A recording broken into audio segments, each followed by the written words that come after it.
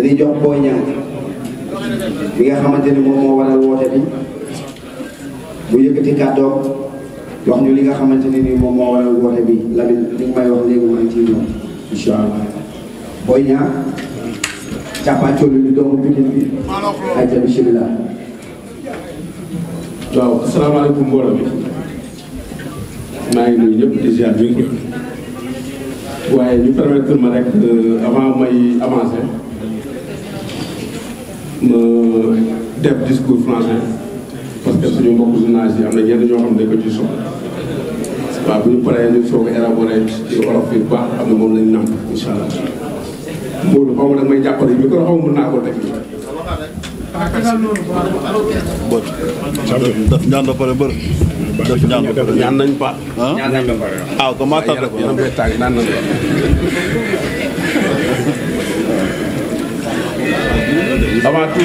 avant tout j'aimerais bien. baax na xaaral ma dem.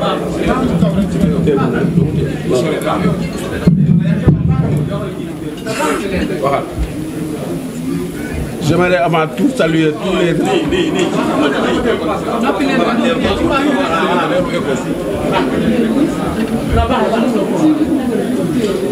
J'aimerais avant tout saluer tous les composants de la lutte ici présents et les féliciter pour leur courage et leur participation à l'effort du plan de riposte contre la coronavirus. Bonjour au monde de la lutte. La pandémie a touché et affaibli les économies de tous les pays. Au Sénégal, malgré le taux important du nombre de contaminés, l'État, sous l'ingéniosité de son Excellence, M. le Président Richard, a mobilisé tous les Sénégalais pour combattre la pandémie. Ce qui a permis de réduire considérablement le développement de la maladie. Le secteur de la lutte a été gravement impacté. Nous sommes restés 10 mois au chômage. Ceci a eu des effets sur nos familles, raison pour laquelle le CNG doit mettre en place un protocole sanitaire. L'État doit subventionner la lutte en achetant les droits terrestres comme il le fait durant les grandes compétitions internationales. Notamment celle du football. Les promoteurs ont déjà fait leur partition en montant des combats chocs. La lutte est notre sport national, donc l'État a le devoir de nous accompagner plutôt, étant donné celle-ci, c'est un métier dont les milliers de Sénégalais y vivent. Nous réclamons beaucoup plus de considération vis-à-vis de l'État. Car dès le début de la pandémie, M. Macky Sall a reçu au palais de la République toutes les forces vives de la nation, notamment les musiciens, les politiciens, les sociétés civiles, j'en passe. Monsieur le Président de la République, nous tes chers lutteurs, avons besoin de ton aide pour réouvrir les arènes. Une ouverture qui cadre avec vivre avec la pandémie. Lancer par le président et inciter les grands sponsors à devenir collaborer avec les promoteurs. Il urge pour l'État du Sénégal de préserver et considérer les acquis du secteur de la lutte qui avait pris un envol extraordinaire grâce au dynamisme du M. Matar Ba. En somme, les acteurs de la lutte sont des personnes responsables qui peuvent exercer leurs activités tout en respectant les mesures barrières. loolu laa bëggoon tënk en français waaw pour ñu jàll ci olof. avant tout damay nuyu ñëpp ñu def fii di kontaan bu baax a baax a baax parce que ñëpp teew boo ñaa kontaan na leen waaye sama confrère lutteur yi teew loolu moo ñu gën a dégloo parce que ñun ñëpp ay frères lañu waaye ji nag pour ma jox leen ku nekk sa wàccuwaay dama leen nuyu di nuyu suñu mag suñu lépp suñu doyen suñu grand Pikine suñu royukaay suñu lépp muy Eumeu Sène le grand champion koy nuyu di ko ziar bu baax kon li ma ko wax chaque jour rek ma ne ko mu woo Bousso bi mu réer ñu lay sant di la gërëm bu baax. merci. di nuyu suñu doyen bi nga xam ne moom la sekk le grand champion Papa Sow. di ko nuyu mu ñëw teewal fi Modou bu ñëwee Modou ñëw na bu ñëwee Franc mi ngi ci toog maa ngi koy ziar bu baax góor a soog maa ngi koy nii le grand champion de Tarkinda Siteu mon frère bi ñu lay déggee bu baax a baax a baax di nuyu Bamba Ñoon gëm sa bopp suñu copain suñu doom la dafa am mbëru xale yi mbëru sox xalam bi maa koy dégg bu baax a baax di nuyu sox suñu frère suñu doom lay bu nekk di nuyu tag mbër yi nga xam ne ñëwuñu parce que am na loo xam ne foo ma leeral ko sama téléphone amul mbër bu mu bàyyi ku ci nekk man Boy Niang par rapport ak télé bi di nga ma gis jot naa sama téléphone woo tous les grands champions nag waaye dëkk bi dafa xat soxla yu bari am na ñoo xam ne seen xel a ngi fii waaye ñëwuñu waaye seen xel a ngi fii mais ñii bu ñu ñëwee rek ñëpp ñëw nañu donc rafet na ñu ngi gërëm ñëpp di nuyu ñëpp nuyu suñu papa yi nga xam ne ñoo nekk suñu ginnaaw ancien gouvernement ñun bu ñu bëgg làmb ñoom ñoo tax leen nuyu bu ñu limee dañuy kii day nuyu ñëpp jël na nuyoo bi teg ko suñu papa Maxime Bargane jox ko papa Mansour Diop bu joxal ko ñëpp incha allah waaw di nuyu ñëpp di nuyu la déguerre gis naa ne Père Ron moo ko teewal mi ngi ne leen ñu ngi koy nuyu bu baax a baax loolu ñu ngi koy nuyu bu baax waaw gars yi li ñu waxtaan fii pour ñu tëgg ko dafay yomb situation bi ñëpp ñoo ko gisandoo dafa am loo xam ne dañ koy teel a wax mooy dañoo nekk situation boo xamante ni contexte bii nekk mooy contexte coronavirus moom amul kenn kuy naataable ni feebar bi mi ngi fi te feebar bi existé na te ñun mbëri dañ ko nangu bu baax a baax xam ne feebar bi existé na te feebar bi bu ñu mucc yi ñëpp xam nañ ko dañuy takk suñu marché dañuy respecté distance yi dañuy utiliser les gels antiseptiques te loolu ñu ngi ci chaque jour loolu moom nataawul ko pour état bi mu xam ne ñun léegi dañoo nangu ne feebar bi existé na te ñu ngi wax suñu nit bokk nañ ci ñun mbëri ñu njëkk a defal ay max waxuma la balaa ñuy dajale ni dajale di ànd ak Gris Bordeaux ak Matar Bale ñu defal ay max bu ne mbër bu nekk def ci logo di ko jox safar si club yi loolu gis ngeen ko mu ngeen ko seede si te gis naa ko ay maxam Reug Reug noonu man noonu ëmma keneen Papa Sow ku nekk donc ñun xam nañ ne feebar bi lu existé mu ngi ci dëkk bi mais dafa am loo xamante ni dama ko yàgg a wax mbëri ma ne benn instant lu ñu xañ tuuti mooy suñu adversité dañ ko commencé di boole suñu intérêt collectif ñun ñuy toog fi ñëpp teewul bu liy jeexee léegi bu avancé taxawee dañuy bëri dañuy xeex parce que loolu mooy suñu métier waaye nag bu ñu demee ba war a défendre suñu intérêt collectif dañoo war a booloo bokk ndey ak bàyyi ko défendre suñu intérêt bu ñu bëggee fii yëpp ku nekk ngay ñibbi sa kër nga ñëw nekk say entraînement ak say staff bu ñu waree bëri ñu bëri xeex parce que moom suñu métier mais bu waree taxaw ñu défendre suñu yëpp ñëpp dañoo war a teew gis nañ làmb ji ngir ngeen du mu demee ba mu tëjee yàgg na comme ni ma ko waxee 10 mois mu ngi nii bu ñu xoolee yéen presse yi ak ñeneen ak ñeneen yéen ñëpp a ngi liggéey ñu ñoo liggéey ñu bëri ba pare nag ñu gore kenn dégguñu ñu ngi jàpp suñu ñàmbur kenn xamuñu ba xam suñu dépense manqué na kenn xamul ñu ngi jàpp suñu ñàmbur te dañoo dajale suñu fond Covid bi ëmb mi nii mën na ma seet ñu ànd ak Gris Bordeaux ñu yóbbu ko ànd ak Matar Ba ñu yóbbu ko ministre de la santé jox fa somme bu bari te boobu ba léegi ñu ñëpp ay impacté lañ ku xam ne amul kenn ku gën a impacté ci Sénégal que mbëri jël benn avance taxaar 10 mois pour bëri mais dañoo am suñu fula suñu fàlla suñu personnalité toog jàpp suñu ñàmbur loolu rek dafa war a tax lépp lu ñu war a def rek koy bàyyi mu nga bàyyi ku nekk mu bëri mu def lu métier mais nga gersu làmb parce que mbëri dañoo ànd ak góor ànd ak fula ak fayda jàpp seen ñàmbur te loolu ñu war a rafetlu sax gis na situation bi du mel fi mu toll nii lu des mooy comme ni nga ko waxee rek ñu proposé ay protocole sanitaire parce que bëri moom lañuy ñaan te état bi mi ngi ñuy teg te ñun bëri yëpp suñu métier la ñoom ñu ngi liggéey keneen mi ngi liggéey ñun nag dañoo am fulla fayda boo xamante ni génn wuñu sànni ay xeer génn wuñu offensé la état génn wuñu marche dañoo jàpp suñu ñaamul mais bu wax jotee bu gisee ba gën a organisé nii nee naa leen ku ne mën nga toog fu ñu di wax mais lu am solo mooy ñu ñëpp dañuy toog ñu wax kàddu nekkul Boy Niang moo yor kàddu gi parce que Boy Niang moo gën a tuur ci gars yi toog mais dañoo war a wax ñu ñëpp pour gars yi dégguñu commencé wuñ kenn nag mais lamb ji fi mu toll nii ay proposition rek moo def mooy lamb ji ñu ubbi ko ñu bëri loolu nag forcé wuñ ko mais état le président Macky Sall ñu koy remercier de passage parce que ñun duñu fàtte démb dañoo tabaxal arène nationale plus de 32 milliards investir ko pour def loolu lu ñu wax ne faalewul la waaye bëgg nañu beaucoup plus de considération état jox ñu ko parce que ñun bëri élection yi ñu ngi fi président dëkk bu mu dem rek bu demee passé dina jaar ci tur Modou Lo Papa Sow keneen ak keneen bu ñëwee Pikine dina ne Eumeu Sène Ama Baldé Boy Niang keneen ak keneen parce que loolu yëpp ci marketing am la bokk ci élection am la bokk mais ñooñu nag après bu yëpp jeexee da ngeen delloo lu ñu moom mooy ñu ñaan ko mooy ay mbër la laamu moo suñu métier waxuma la ñun ñuy toog fii parce que sant yàlla ñun ñuy toog fii yëpp ku ci fee di nga am dépense ñu ngi sant yàlla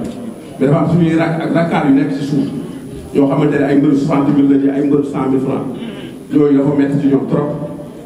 te ñun ñi waruñu nangu ñu mujjee puso bi mu réer si ñun kon suñu rakk yi dañuy jam donc ñu dañuy wax pour suñu bopp mais dañuy wax pour suñu ay rakk yi war a bëre te loolu moo jaarul ñoom ñëpp dañoo war a ibbi làmb ñu bëre ibbi làmb ñu bëre nag waxuñu ko parce que xam nañ feebar mi ngi fi mais ñu respecté ci change ci stade bi mën nañu def proposition boo xam ne stade bi gis nañ arène nationale nu mu yàggee siège bu ñu toog beneen siège bi ñu tëb ko beneen siège bi ñu toog organiser ko ñun bëri ay responsable la supporteru làmb dañoo bëgg làmb daal xam nañ làmb lu muy apporté te ñoom tamit ay responsable la noonu la demee te loolu am solo la donc ñu teg ay proposition daan ne ah ñu koy bëgg na leen ubbi làmb mais nii ngeen di def da ngeen di bëre ci wii kolo wala da ngeen di bëre boo xamante ni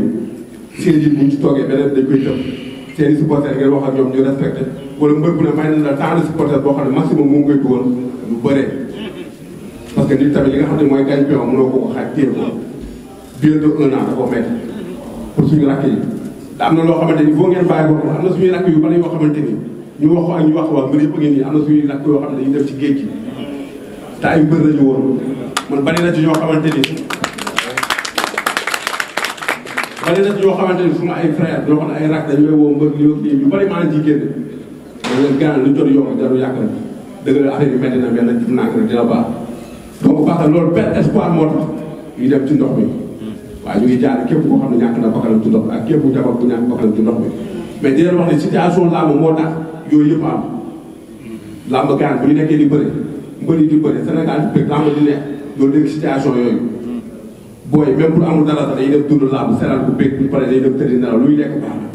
parce que gis nañ benn Papa Sow bëggal na leen gis nañ benn Siteu mu bëggal leen après lu ñu am baax na dañuy dem tëddi mais booy bu ñu gisee amuñu dara ba pare fi ñu doon waree dem dina fa seen stress yow tëj nga ko après booy duñu xam fu ñu jëm quoi dafa métti côté boobu ñu bàyyi ci xel parce que suñuy rakk yu bëri ñu ngi dee ci géej gi te loolu dafa métti ñu ngi masa bu ñëpp nag loolu laa bëgg état bi mu bàyyi ci xel mu xam ne ñun mbër yëpp ñu ngi nii taxaw benn problème lañ def ñi ñëw ñi ñëwul parce que am na ñoo xam ñëwuñu si yoon bi léegi ñu ngi ma wane ma mbër naa ci lii laa nekk ci nekk kenn bu ma limee sax damay tudd jarul may ku nekk ne ma mbër ci lii laa nekk mais maa ngi dëntu pour ak yéen donc nag ñu bokk ndey bokk bàyyi gis nañ mbër yu ndaw yi sotti yi ñu def bari naa gis ngeen ko mbër yu ndaw yi dafay sotti ne non suñu grand yi buñ seetaan suñu grand yi ñu leen dégguñu mais loolu dëgg la mais nag ma wax leen ma lancé leen affaire bi ne seen grand yi mosu ñu def ginnaaw parce que xeex bi ñu ñoo ko bokk waa état bi nag day wax ne Modou forcé wul kenn waa xëccuñu loxo kenn weñuñu kenn génnuñu taal ko defuñu dara te nag mbëri bi ñu war a bàyyi xel la te buñ neexoon ñu xool suñu population yi def loolu parce que ku ci nekk fii milliers de personnes yi sa ginnaaw kenn ku toog ku ne rek milliers de personnes yi sa ginnaaw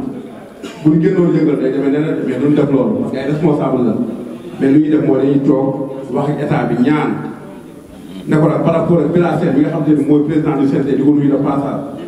mu wut ay protocole sanitaire déposé ko au niveau de l'état ñu xool nu mbër yi bëree ñu defal leen affaire gars yi respecté seen max nga leen mbër bu nekk au moins di nga dugal tant de personnes gars yi bëree parce que affaire yi dafa métti loolu laa amoon lu may wax di ko wax état bi ku ci nekk di toog fii ñëpp mënuñoo jël parole bi am na yoo xamante ne ay thèmes yoo xamante ne sama kàddu nu mu amee solo ñoom seen kàddu noonu la amee solo buñ paree ku nekk dina la jox la sànni sa kàddu mais di leen wax ne rek man Boy Niang maa ngi wax état bi ñun mbër yëpp ñu ngi dajaloo xeexuñu xuloowuñu nag saa am ñu xuloo def ñu dara mais luñu bëgg mooy suñu métier bi ñu am muy làmb ñu ubbil ñu ko ñu bëre tout en respectant les mesures barrières ñu xoolal ni solution bu ñu bëree ñu bëre parce que ñu gore lañ boobu yow kenn dégguñu ñu ngi toog si kàpp suñu ñàmbur suñu dërëm ak suñu ñaar dërëm kenn xamu ko te Covid 19 bi ba mu amee nii gis nga mu demee dañoo dajale suñu dërëm boobu amuñu sax avance mais dañoo dajale lu ñu am yóbbu jàppale population bi te population bi instant yi merci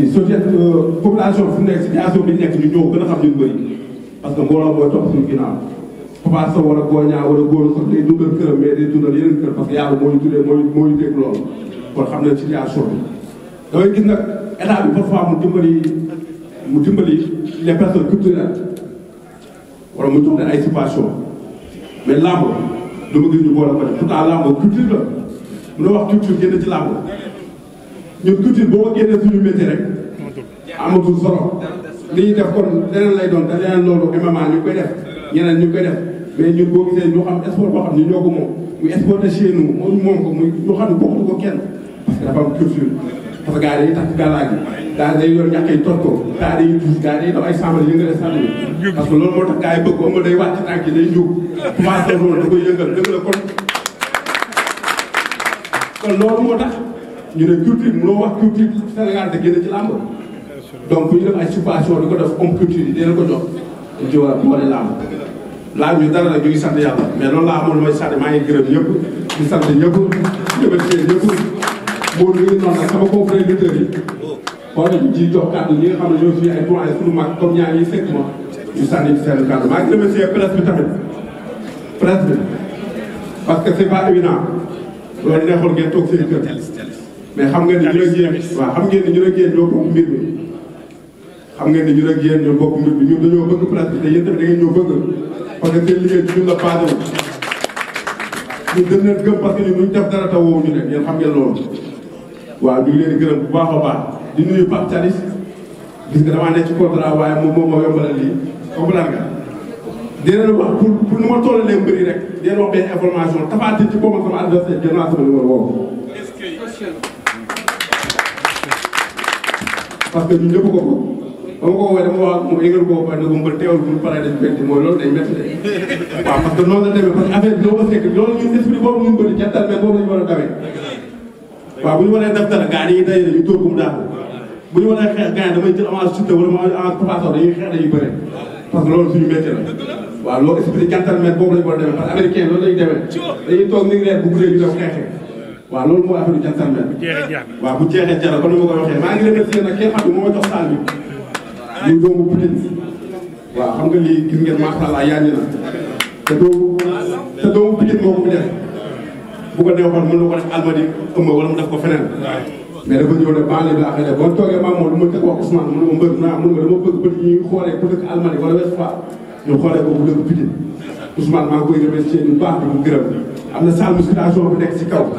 démb dem naa fa visité ko valeur de 100 millions la fa def waaw bon di wax ñoom Papa Sow nag ñu ngi leen di commencé ëpp sens parce que am na salle moo fii ci kaw waaw di ñëw am na loo xamante ni presse bi yëpp ñu ngi koy xaar